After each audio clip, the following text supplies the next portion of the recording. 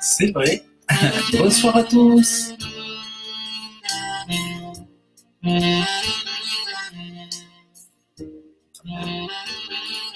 Bonsoir à tous. Bonsoir, bonsoir. Oh, ok. Bonsoir, bonsoir. Oui, c'est vrai, Gloria Love. Se mettre en colère contre Dieu, c'est d'abord pécher contre Dieu. La Bible dit dans Jérémie que pourquoi l'homme vivant se plaindrait-il que chacun se plaigne de ses propres péchés? C'est ça, c'est vrai. Alors, ben voilà, le sujet, c'est pourquoi ne pas se mettre en colère contre Dieu. Mais c'est pas du tout, comment dire, c'est pas du tout évident. Ce n'est pas du tout évident pour les enfants de Dieu pour beaucoup d'y penser encore, pensant que en fait se mettre en colère contre Dieu, c'est encore tout à fait possible. Donc, on va voir ça dans cet enseignement.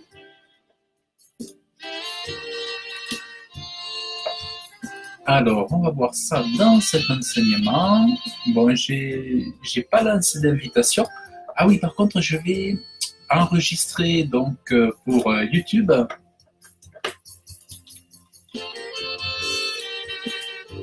Je vais enregistrer pour YouTube.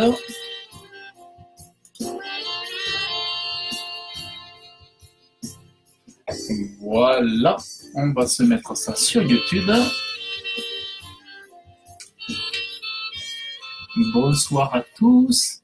Voilà, donc l'enseignement, ça va être donc autour de cette colère. Est-ce que cette colère-là, bon, finalement, c'est pas si grave que ça? Est-ce que, bon, de temps en temps, on peut se mettre en colère contre Dieu? Ou est-ce qu'il faut être très, très prudent plutôt avec ça? On va vraiment essayer de voir ça ensemble. On va le voir, on va pas essayer, on va le voir ensemble. Et donc voilà. Donc, on va regarder ça ensemble. La merveilleuse parole de Dieu. Merci Père éternel, Dieu tout-puissant, que ton nom soit béni, exalté, révéré, adoré, Dieu tout-puissant, Dieu merveilleux, Dieu de gloire, Dieu fort, Dieu vivant, que ton nom soit béni, Père éternel. Merci mon Dieu.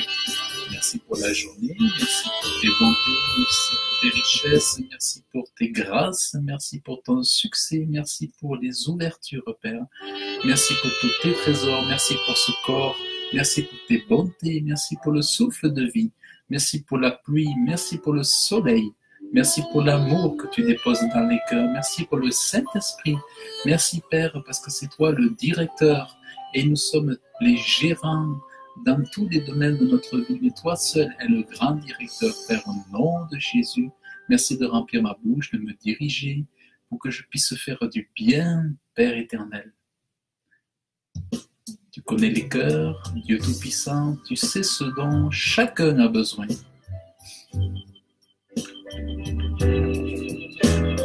Père éternel, je te prie de bénir chacun, de toucher, Père, chacun, que celui que tu as besoin qu'il entende, qu'il soit attiré. Dieu Tout-Puissant. Merci, merci, que l'on soit béni, exalté, très adoré. Merci, Père éternel, Dieu merveilleux, Dieu d'amour, que ton nom soit béni. Merci de bénir chacun et chacun au nom de Jésus.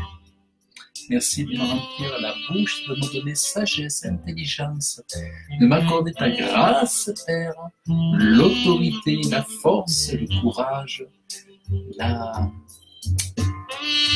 révélation, Père, de ta parole, au nom de Jésus. Amen.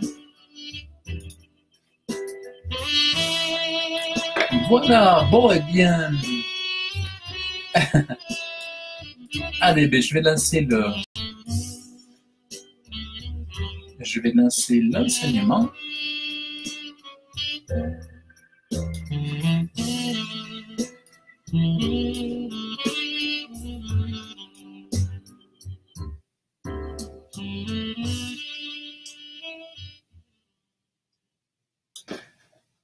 Voilà, on est parti. Donc, eh bien, bonsoir à tous et à toutes. Bonsoir, chers frères. Bonsoir, chères sœurs. Bonsoir à tous ceux qui passeront par là. Donc, bonsoir à tous. Bonsoir à mes amis Facebook et à ceux qui viendraient juste comme ça par curiosité. Alors, c'est vrai que j'encourage les curieux à être curieux puisque ben, souvent la colère de Dieu touche essentiellement, enfin pas essentiellement, mais touche énormément ceux qui n'ont pas la foi et n'ayant pas la foi en Dieu, eh bien ils se mettent en colère contre Dieu. Et en fait, bon, je crois qu'il n'y a rien de pire. Enfin, il n'y a rien de pire. Hein. Ouais, peut-être, en tout cas, c'est vraiment quelque chose de très, très négatif, en tout cas, que de croire qu'on peut se mettre en colère contre Dieu et qu'on va bien s'en sortir. En réalité, je crois qu'il n'y a aucune bonne raison pour se mettre en colère contre Dieu. Alors, voilà, ce que je remarque, c'est que j'avais pas lancé l'enseignement, j'avais pas lancé l'enregistrement vidéo. Bon, mais cette fois-ci, c'est bon. Donc, ben voilà, on va commencer l'enseignement. Donc, en tout cas, ben, bienvenue sur cette vidéo. Donc, pourquoi ne pas se mettre en colère contre Dieu? Alors, il y a un fait, c'est que quand l'homme est proche de Dieu, quand un homme est proche de Dieu dans sa présence, mais où l'homme est proche de Dieu quant à son cœur, quand le cœur de l'homme est proche de Dieu, eh bien, vous allez remarquer que cet homme ne va pas s'irriter contre Dieu, un homme qui a le cœur disposé à entendre et à croire que c'est son Créateur qui le porte chaque jour à être vivant, à lui donner le souffle de vie, mais une personne qui réalise la bonté de Dieu, la présence de Dieu de chaque jour, eh bien, c'est quasiment impossible qu'une telle personne se mette en colère contre Dieu. Par contre, ceux qui vont se mettre en colère contre Dieu, ce seront plutôt ceux qui se sont éloignés de Dieu. Plus une personne va croissant dans l'âge, plus une personne passe du temps sur cette terre, les deux pieds au sol, et plus cette personne continue de vaquer à ses occupations tout en ignorant Dieu, mais en plus dans son cœur, en continuant non seulement de l'ignorer, mais de faire des choses qui sont contraires à la morale, qui sont contraires à l'éthique, qui sont contraires à l'amour du prochain, eh bien, cette personne qui continue d'avoir ses deux pieds sur terre et qui se lève chaque matin, jour après jour, dans cette direction, amplifie cet éloignement d'avec Dieu. Et au fur et à mesure, qu'est-ce qui se passe? Au fur et à mesure que s'amplifie la distance, en même temps s'amplifie la colère de ces personnes envers leur Créateur. Alors, ces mêmes personnes, ce sont celles qui vont déshonorer Dieu pour leur attitude, mais au lieu de s'en prendre à elles-mêmes, elles vont se mettre en colère contre Dieu. Et en réalité, cette colère, elle est due à quoi? Ben, elle est due à leur désobéissance et à leur péché. En fait, c'est le péché, l'éloignement de Dieu. En fait, quelqu'un pourrait être éloigné de Dieu et avoir une vie, par exemple, respectable. Ça serait déjà différent. Une vie avec des valeurs, une vie, d'un homme respectable, mais souvent, on va voir que les personnes qui se mettent en colère contre Dieu, ça va être des personnes qui font tout pour le déshonorer par leur vie, par leur vie. Il est écrit dans la Bible, dans le Proverbe 19, verset 3, « La folie de l'homme renversera son intention, et son cœur se dépitera contre l'Éternel. » En réalité, c'est quand l'homme se prélasse dans le péché, dans des choses qui sont contraires à, à, à une bonne conduite, et c'est là que l'homme va se mettre en colère contre Dieu. C'est pas le petit enfant, quand il naît, qui fait sa bêtise, qui se dit, qui est en train de chercher à comment dire, à faire offense au Créateur. Le petit enfant n'est pas encore conscient de cela, même s'il y a bien sûr du péché. Mais en réalité, il y a vraiment chez l'adulte, inconsciemment, chez celui qui fait des choses contraires à la bonté, à l'amour, au respect de son prochain, au respect de son créateur, au fond, il finit par avoir un désir de mépriser le créateur. Il finit par y avoir presque une motivation pour, pour faire du mal au cœur du créateur. Et donc il y a des plans qui se mettent dans la tête, dans l'esprit, qui se dessinent. Il y a des plans pour dire, ben non, moi je vais vraiment manifester mon incrédulité, je vais vraiment manifester à la terre entière que je suis un athée, je vais manifester à la terre entière que je suis un incrédule, que je suis un agnostique, je vais le manifester. Et chaque jour que je vais faire, je vais le manifester davantage dans ma maison, auprès de mes amis. Donc, il y a vraiment dans des personnes comme ça qui mûrissent un désir d'affirmer cette incrédulité, d'affirmer, de soutenir, malgré les preuves à l'œil visible, que la Terre, elle existe, elle continue d'exister, de tourner par l'effet d'une explosion cosmique, et que voilà, c'est le pur hasard si la Terre fonctionne, c'est le pur hasard si les hommes se tiennent debout. Donc c'est vraiment une mauvaise volonté derrière de la nature humaine de ignorer Dieu. Et en fait, donc, on voit bien que la colère est liée au péché. Plus le péché abonde, je dirais, plus la colère abonde dans le cœur. Et plus une personne va s'éloigner de Dieu, plus ces projets vont se tramer pour justement tout faire pour s'éloigner de Dieu, ne pas entendre parler de lui, ne se mettre à des kilomètres de toute personne qui puisse avoir de la sagesse ou des pensées pures, ou qui puisse donner des conseils. Ces personnes vont s'éloigner toujours plus de ce qui pourrait les amener à la foi, les amener à s'ouvrir à l'évangile, à la merveilleuse bonne nouvelle que c'est Jésus-Christ qui est venu, le Fils de Dieu, Dieu sur la croix, qui est mort, ressuscité, qui est mort, qui a donné sa vie pour sauver des ténèbres éternelles et pour nous racheter, pour faire de nous des enfants, ses enfants, les enfants de Dieu. Et en fait, ce qui est terrible, c'est que c'est comme une volonté enracinée de rejeter l'amour de Dieu. Et donc cette colère appartient à ces personnes-là qui, en s'éloignant de Dieu, elles se font énormément de tort et de mal.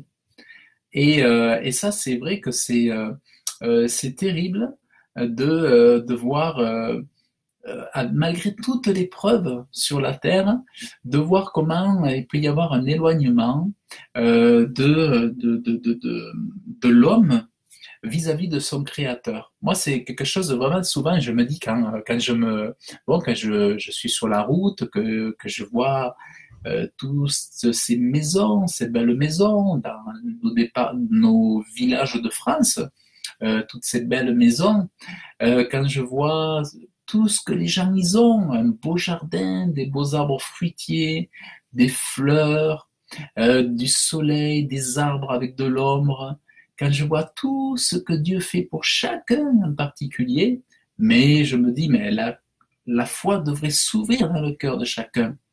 Mais souvent, il n'en est rien. Justement, même si des personnes sont énormément dans l'abondance, elles sont bénies avec des beaux enfants, avec des cheveux longs, des cheveux blonds, des cheveux bouclés, des visages souriants, des enfants en bonne santé. Mais malgré toutes ces excellentes choses, pour autant, beaucoup continuent soit de se dire, je vais gagner mon paradis tout seul, je vais y rentrer sans avoir besoin de Jésus, ou alors soit non, je continue d'ignorer Dieu, et puis on verra bien, ce sera le hasard, on verra bien quand on mourra, puisque de toute façon il faut tous mourir un jour, on verra bien quand on mourra, advienne que pourra, et peu importe de mon vivant le choix que je ferai. Or, c'est ça qui est complètement l'ignorance. C'est ça l'ignorance. Et ça, c'est vraiment quelque chose, moi, ça me retourne. Et, mais en fait, ce qu'il faut savoir, ce qu'il faut retenir, c'est que la folie de l'homme renversera son intention, il est dit. Alors, il est dit autrement dans d'autres versions de Bible, là c'est peut-être pas le plus simple à comprendre. Alors je vais prendre une version, la Colombe. Alors la Colombe, c'est juste une autre version de Bible. Pour ceux qui ne sauraient pas, il y a plusieurs versions de Bible. Proverbe 19, verset 3, la stupidité de l'homme pervertit sa vie. En fait, en réalité, un grand pourcentage de l'humanité, des hommes, sont habités par la stupidité. La stupidité de l'homme pervertit sa vie, et c'est contre l'Éternel que son cœur s'irrite. En fait, c'est lui-même de ses propres choix, par ses propres choix que l'homme s'écarte de Dieu, et au lieu de s'en vouloir d'avoir fait des mauvais choix, au lieu de s'en vouloir d'avoir fait des choix stupides, eh bien, il va se mettre en colère contre Dieu. Alors qu'il devrait se mettre en colère contre lui, et au lieu d'en vouloir à son Créateur, il devrait s'en vouloir à lui-même de ne pas avoir mené sa barque ou son bateau ou sa vie selon des bonnes valeurs et selon des bons choix. Mais en réalité, l'homme va se mettre en colère contre Dieu. Il va se dire, c'est un peu toujours la même histoire. C'est au lieu de se dire, c'est ma faute, la nature humaine se défend et se déresponsabilise. Au lieu de dire, c'est moi quand j'ai réussi, mais c'est aussi moi quand j'échoue, c'est ma responsabilité. Mais au lieu de dire, c'est ma responsabilité quand j'ai réussi, c'est ma responsabilité quand j'échoue, souvent la nature humaine va dire, quand j'échoue, c'est la faute à Dieu. Quand je fais les mauvais choix, c'est la faute à Dieu. Je me suis marié avec la mauvaise personne, c'est la faute à Dieu. J'ai divorcé, c'est la faute à Dieu. Je n'ai pas de travail, c'est la faute à Dieu. Personne ne m'aime, c'est la faute à Dieu. En fait, j'ai des problèmes avec mes enfants, c'est la faute à Dieu. J'ai perdu des années, ceci, cela, dans un travail aujourd'hui, il n'y a rien qui marche, c'est la faute à Dieu. Et au lieu de se dire, c'est quelque chose qui ne va pas chez moi, au lieu de se dire, il y a quelque chose qui ne va pas avec moi, qu'est-ce que je pourrais faire? Eh bien, on rend la culpabilité à Dieu, et de ce fait, les personnes ils se dépitent contre Dieu, ils se mettent en colère contre Dieu. Alors, il est dit se dépiter. Il faut savoir que se dépiter, ça veut dire s'irriter. Et je ne sais pas si vous le savez, mais l'irritation, c'est un péché. L'irritation, c'est ce qui fait rentrer en colère. C'est ce qui, ça se mêle, c'est mêlé dans la colère. L'irritation et la colère, ce sont deux choses qui cohabitent ensemble. Généralement, l'irritation, c'est le premier niveau et la colère, c'est le second niveau. Si tu es venu à la colère, c'est tout simplement que d'abord, tu es rentré dans la première section de cette colère qui s'appelle l'irritation. C'est l'irritation qui t'a amené à une plus grande expression de l'irritation qui s'appelle tout simplement la colère. La colère, c'est une expression très manifeste, orale, verbale de ton irritation. Alors on l'a vu avec Moïse, lorsque son esprit s'est troublé, s'est agité du mauvais comportement des Hébreux dans le désert, eh bien Moïse s'est irrité et cela a été considéré comme un péché. L'irritation est un péché. Donc quand un homme s'irrite ou a une pensée d'irritation contre son Créateur, c'est extrêmement important de rejeter ce genre d'attitude. C'est vraiment très très important de rejeter toute notion d'irritation envers son créateur. Il faudrait vraiment que ça soit évident. Il faudrait vraiment que toute personne, croyante ou non croyante, même si une personne n'a pas une pratique religieuse, une foi vivante, mais qu'elle sorte de son esprit de se dire il m'est possible de me mettre en colère. En fait, il faudrait vraiment que chacun, même si je ne sais pas où tu en es dans ta vie, mais même si tu n'as pas de vie spirituelle, moi vraiment je te déconseille de, de t'irriter contre le Créateur. Bon, c'est vrai que peut-être tu n'as pas la foi, mais au moins si tu ne t'irrites pas contre le Créateur, tu n'ajoutes pas un péché de plus à, sur ta vie, sur ta vie. Maintenant, voilà, moi je dis, ben, la meilleure façon, c'est d'être en paix avec les hommes, mais aussi d'être en paix avec Dieu. Après, aimer Dieu, c'est excellent, moi c'est ce que je conseille à tout le monde, mais au moins être en paix avec Dieu. Ne pas être en colère ni en mauvais termes avec Dieu. Et bien sûr, je conseille cela aux non-croyants, mais ô combien aussi à ceux qui sont croyants et qui croient qu'on peut se mettre en colère contre Dieu sous certaines conditions, parce qu'on estime que, ben, pourquoi pas, après tout, bon, je suis un enfant de Dieu, je me suis bien déjà mis en colère dans ma famille, contre mon épouse, bon, je me suis déjà bien mis de temps en temps en colère contre un cousin, une cousine ou contre un membre de la famille. Bon, après tout, si Dieu est mon père, je peux bien me mettre en colère contre lui. Or, ce qu'il ne faut pas oublier, c'est que Dieu n'est pas un père de chair. Dieu est un père qui est Dieu, le créateur. Et si il arrive de pouvoir se mettre en colère, hein, ou d'avoir des troubles ou des dysfonctionnements par rapport à certaines de nos relations, il ne devrait pas en être de la même façon envers Dieu. Je crois que, pour moi, je pense que, enfin, c'est pas que je pense, c'est que je sais, c'est que ça ne devrait pas faire partie de nous, on ne devrait pas pouvoir se permettre de se mettre en colère contre Dieu. Ce que je dis, moi, c'est cultiver la paix avec Dieu. Quels que soient vos troubles, quelles que soient vos difficultés, quelles que soient vos situations, soyez toujours en paix avec Dieu. Mais dites-vous que s'il y a quelque chose qui tourne pas rond, ça ne peut pas venir de Dieu. Si vous voyez vraiment quelque chose qui tourne pas rond, regardez à vous-même.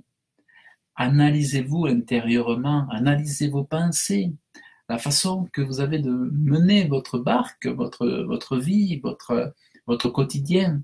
Mais sachez bien que s'il y a quelque chose qui ne va pas, ce n'est pas la faute à Dieu. Parce que ben, Dieu, il fait toutes les choses à merveille. Il fait absolument toutes les choses à la perfection. Donc, euh, ne vous fâchez pas. Vraiment, je vous encourage à ne pas vous fâcher contre Dieu, à ne pas être chagriné contre votre Créateur, à ne pas être contrarié contre Dieu, à ne pas être déçu contre Dieu, à ne pas être, mais à être content toujours. Content, même quand quelque chose ne vous plaît pas, vous contentez de ce que vous avez. Alors, moi, comme ce que j'apprends toujours maintenant, de plus en plus, c'est à ne pas me cacher. Je ne dis pas qu'il n'y a pas des moments de fragilité, peut-être de fatigue, spirituelle, de faiblesse. Peut-être c'est possible un moment où on a un petit espace de perte de vitalité ou de perte d'énergie. Ça peut arriver à tout le monde, mais ne vous mettez jamais à vous dépiter contre Dieu, à avoir quelque chose à son encontre, parce que vraiment, c'est important de regarder à soi et de regarder à soi, parce que c'est toujours vers nous qu'il faut regarder pour voir le problème, et toujours c'est vers Dieu qu'il faut regarder pour trouver la solution. Donc, s'il y a quelque chose qui ne va pas, c'est lié à quelque chose que nous avons fait, quelque chose que nous avons pensé, ou quelque chose que nous n'avons pas fait. mais c'est jamais, jamais la faute à Dieu. On voit l'exemple de Caïn, il fut irrité, Caïn fut très irrité. Il n'est même pas dit, il n'est même pas parlé de colère. Quelqu'un qui est très irrité, ça veut dire quelqu'un qui est en colère. Tout simplement parce que Dieu nous montre que l'irritation, c'est la petite colère, et la très irritation, je dirais, c'est la colère tout court. Donc, colère, irritation, il faut vraiment ouvrir les yeux parce que le malin peut nous tromper sur le mot, sur la notion des mots, mais colère et irritation ne font qu'un. Donc, vraiment réprimer, rejeter tout ce qui appartient à l'irritation, rejeter tout ce qui appartient à la colère. Ça, c'est vraiment... Parce que, vous savez, c'est comme si les esprits malins voulaient nous cacher des choses pour qu'on puisse se permettre encore de vivre ces choses-là et pour pas nous laisser voir la vérité. Comme si on avait possibilité de se mettre en irritation parce qu'un frère ou une sœur a une mauvaise doctrine, parce qu'un frère ou une sœur ne fait pas les choses comme l'on veut. Moi, je suggère à chacun, même quand quelque chose ne te plaît pas, ne t'irrite pas. C'est chacun sa vie, chacun son salut. Vraiment, même si quelque chose ne te plaît pas, ne t'irrite pas, reste calme. Ce que tu peux faire, c'est prier pour la personne, mais ne t'irrite pas, quel que soit le degré de fausseté, quel que soit le degré d'erreur. N'imite pas, ne va pas chercher à imiter ceux qui ont l'air de crier sous les toits comme étant des apôtres ou des prophètes qui crient, qui s'irritent, qui hurlent. Non, non, moi vraiment je t'en conseille de ne pas suivre ce train-là, mais de ne t'irriter de rien, de ne pas te troubler, de rester dans le calme et de rester dans le repos, de ne pas t'irriter. Ça, c'est un piège, je dirais, funeste. C'est vraiment un piège funeste. Donc ça, c'est où je vous ai lu que Caïn fut très irrité et son visage fut abattu. Et qu'est-ce qui s'est passé avec Caïn? Il a tué son frère, pardon. Caïn a tué son frère Abel. Oui, Abel. Donc l'irritation tellement forte, l'irritation a été tellement forte que ça a été le meurtre. Donc voyez comment l'irritation est associée au meurtre. Être irrité contre quelque chose, contre quelqu'un, je veux dire, c'est déjà comme une pensée de meurtre. C'est déjà les prémices d'une haine, les prémices d'une malédiction lancée contre quelqu'un d'autre. C'est une malédiction qui est tramée dans le cœur et que si on ne freine pas, si on n'arrête pas de suite tout ça, ça peut engendrer des actes meurtriers et c'est déjà une malédiction. S'irriter contre quelqu'un, c'est au lieu d'avoir des pensées d'amour, c'est transformé en malédiction. Donc ça, c'était dans Genèse 4, verset 5. Et ensuite, il est dit ailleurs, ne te hâte pas en ton esprit pour t'irriter, car l'irritation repose dans le sein des sots. Quelqu'un qui s'irrite contre son frère, contre sa sœur ou contre Dieu appartient au lot des stupides, comme dira la Bible, on l'a vu tout à l'heure, et ça appartient au lot des sots. Les sots, c'est la stupidité, c'est la sottise, la bêtise. C'est la bêtise, une grave bêtise, une bêtise grave. Donc, moi, ce que je dis, c'est qu'il est un vrai mal, c'est un vrai mal de s'irriter contre Dieu. Ce n'est pas bon, même un court moment contre Dieu. Ce n'est pas bon même de s'irriter un court moment contre Dieu. Si jamais ça t'arrive, jamais ça t'arrive à nouveau, eh bien, rejette cette pensée, rejette cette irritation car elle vient vraiment de l'enfer. C'est quelque chose de très mauvais. C'est vraiment l'irritation, c'est pas pour toi. En tant qu'enfant de Dieu, l'irritation, ce n'est vraiment pas pour toi. Et cela attriste le cœur du Père. Comment un enfant peut-il oublier toute la bonté, la miséricorde de son tendre et précieux Père? Parce que c'est impensable.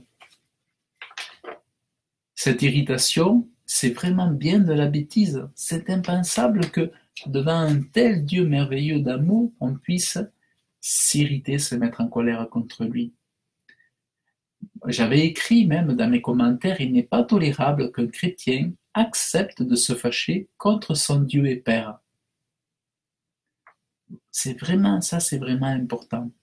L'Ecclésiaste précise bien que cela appartient aux sots. Les meurtriers s'irritent fort, ça appartient aux meurtriers. L'irritation appartient aux meurtriers. Et ils se mettent en grande colère, puis ils en arrivent au meurtre.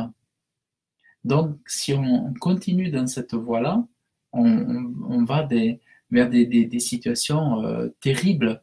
Mais quand on crie au secours à Dieu, on demande à Dieu, on lui fait la prière, on dit « Aide-moi, je te prie, délivre-moi de toute colère, que plus jamais aucune colère n'habite en moi, aucune colère contre Dieu, aucune colère contre Jésus, aucune colère contre l'Esprit, aucune colère, aucune irritation contre un frère, contre une sœur, mais que je demeure dans la paix et dans la douceur et dans le repos. Père, au nom de Jésus, merci, parce que par le sang de Jésus, tout est possible, tout est accompli. Merci mon Dieu et Père, parce que par celui qui me fortifie, je peux tout. Merci mon Dieu et Père, au nom de Jésus.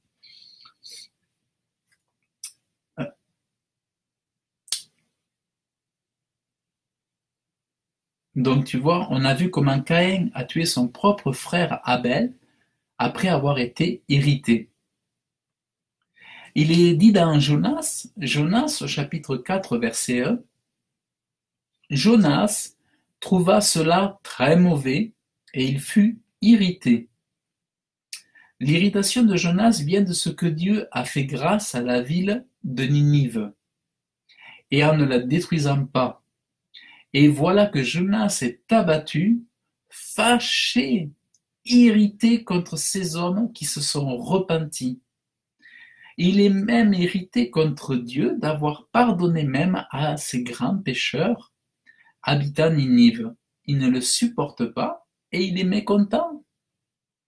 Il est mécontent. Et en fait, ça montre qu'il y a vraiment une catégorie de personnes qui ont une telle attitude devant Dieu. Et ces personnes ont besoin d'être encouragées à rejeter toute irritation. Tu vois, si Moïse n'a pas pu rentrer dans le pays promis à cause de l'irritation, toi aussi c'est important que toute cette colère, cette irritation, tu demandes à Jésus de t'en délivrer et tu reçois ta délivrance. Ça c'est vraiment... Et puis Dieu est tellement fort, Dieu est tellement merveilleux, tellement puissant que ça c'est possible. Quel que soit ton vécu, quelles que soient les années passées, les colères et tout ça, Dieu est possible de te délivrer et de te remplir non plus de colère, mais d'enlever cette colère, de te purifier ton cœur, de te rendre un cœur doux, aimable, aimant, et d'enlever la colère, de le remplir par la paix, l'amour et la joie. Ça, Dieu, c'est le Dieu de miracles. Ici, tu lui demandes d'enlever la colère, mais aussi d'enlever la haine contre lui. Si tu as de la haine à cause de ton péché, tu vois bien que cette haine, cette distance, comme on l'a vu précédemment, cet éloignement de Dieu, il s'est fait aussi à cause du péché dans ta vie, à cause de tes choix, à cause de ce que tu as fait comme toi bon te semble, alors que souvent tu savais que ce n'était pas la bonne voie à emprunter. Et si aujourd'hui tu t'éloignes, je dirais, tu t'avances de Dieu pour qu'il t'aide à changer complètement, à prendre de nouvelles voies, à prendre de nouvelles à recevoir une nouvelle façon de vivre par ce Dieu tout-puissant qui te rend capable d'être une personne totalement différente, eh bien, tu pourras désormais faire ce qu'il est bon, ce qu'il est agréable. Et puis surtout, tu ne te mettras plus en colère contre Dieu. Donc ça, c'est vraiment, vraiment, vraiment extraordinaire parce qu'on a un Dieu tout-puissant, un Dieu de miracles. Et vraiment, je t'assure, si tu pries Dieu, tu lui demandes de t'aider contre cette colère, cette irritation envers les hommes, envers des gens peut-être dans ton travail, peut-être avec des proches, avec certains. Mais si tu demandes à Dieu la grâce, ça ne veut pas dire que tu vas être copain avec tout le monde. Tu ne pourras pas toujours être copain avec tout le monde. Tout le monde ne t'aimera pas pour autant. Tout le monde ne sera pas à vouloir désirer ta présence, mais au moins, tu seras en paix avec Dieu, en paix avec tous les hommes, et tu seras dans le repos. Puisque dans l'irritation, il n'y a absolument aucun repos, il n'y a absolument aucune paix de l'esprit, aucune paix intérieure, aucun, c'est pas beau, quoi. Là où il y a de l'irritation, de la colère, c'est vraiment un terrain qui n'est pas agréable, dans lequel il n'est pas agréable ou bon dans lequel se reposer. Moi, je trouve ça immense, la paix du cœur, la paix intérieure que Dieu donne, et c'est un trésor extraordinaire, inimaginable. Donc ça, vraiment, j'invite chacun, tout le monde à recevoir ce don gratuit, tout simplement en invoquant le Dieu vivant. Et, euh, et donc ça, c'est vraiment, voilà, Dieu est là, présent pour tous les hommes, pour venir au secours des hommes dans leurs besoins. Donc, il faut vraiment surtout pas se priver de cette disponibilité. Dieu est vivant, toi tu es vivant. N'attends pas une autre vie ou n'attends pas la mort pour une solution. Tu as une solution à t'apporter. Tu as un Dieu qui est là. Il t'écoute, il t'entend. Il est prêt à recevoir ta prière. On a un Dieu qui est en tout lieu, en tout lieu. Dieu est présent en tout lieu. Simplement, ouvre ta bouche. Parle-lui comme tu parles à un homme. Parle-lui simplement. Ouvre ton cœur et tu ouvres, tu te délivres. Tu délivres, tu te confesses. Tu dis, voilà, j'ai fait ceci, j'ai parlé comme ça. Et je sais bien que c'est mes choix que j'ai faits qui m'ont amené là. Aussi, je te demande pardon et je te prie, grand Dieu vivant, de me secourir, de me pardonner, de venir à ma, à me sauver, de me donner ton salut. Merci mon Dieu, au nom de Jésus. Et donc, et tu vas voir, c'est obligatoire, tu vas voir la transformation. Voilà, donc, bien écoute, moi je trouve que c'est extraordinaire parce qu'on a un Dieu qui a des solutions à tous les besoins des hommes. On a un Dieu qui est inimaginablement euh, bon. On a, nous les anciens en France, nos grands-parents parlaient du bon Dieu, le Dieu bon. Et Jésus dira même, seul Dieu est bon. Mais Dieu est tellement bon il est attentif, il attend juste que tu ouvres ta bouche, que tu ouvres ton cœur. Et il est là à répondre à tes besoins. C'est un Dieu qui sauve. Et c'est un Dieu qui veut t'accompagner parce qu'il sait ô combien la vie est faite de, de, de, comment dire, de douleur. La vie est faite d'épreuves. Mais tu sais, Dieu n'a pas voulu que tu vives ces épreuves seul. En réalité, dès le départ de la création de ces œuvres, Dieu a voulu que toutes tes épreuves, tu les partages avec lui.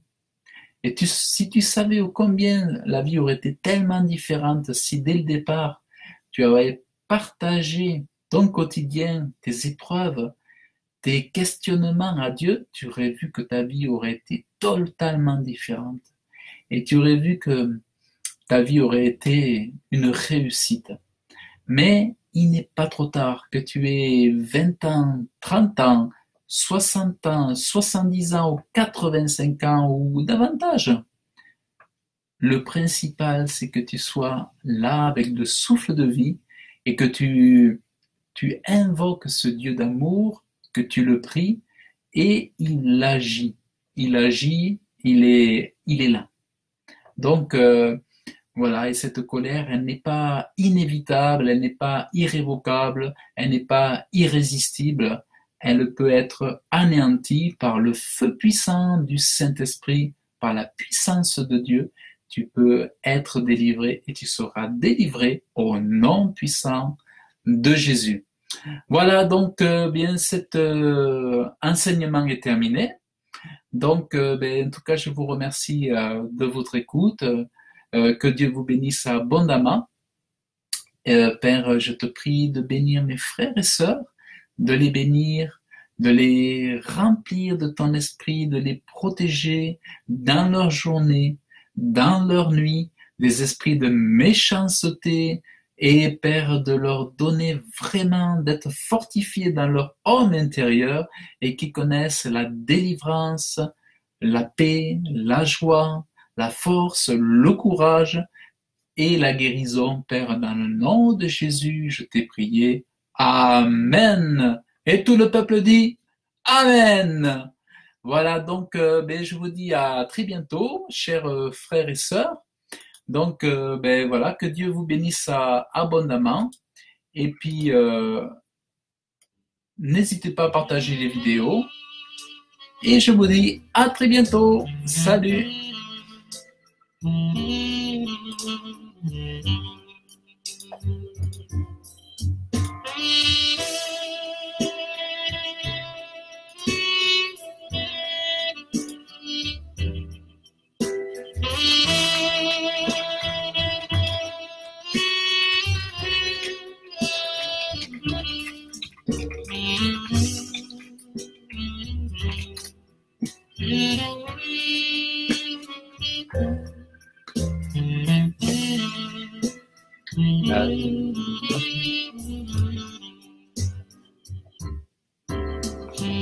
Bonsoir mon frère Ruben, que Dieu te bénisse.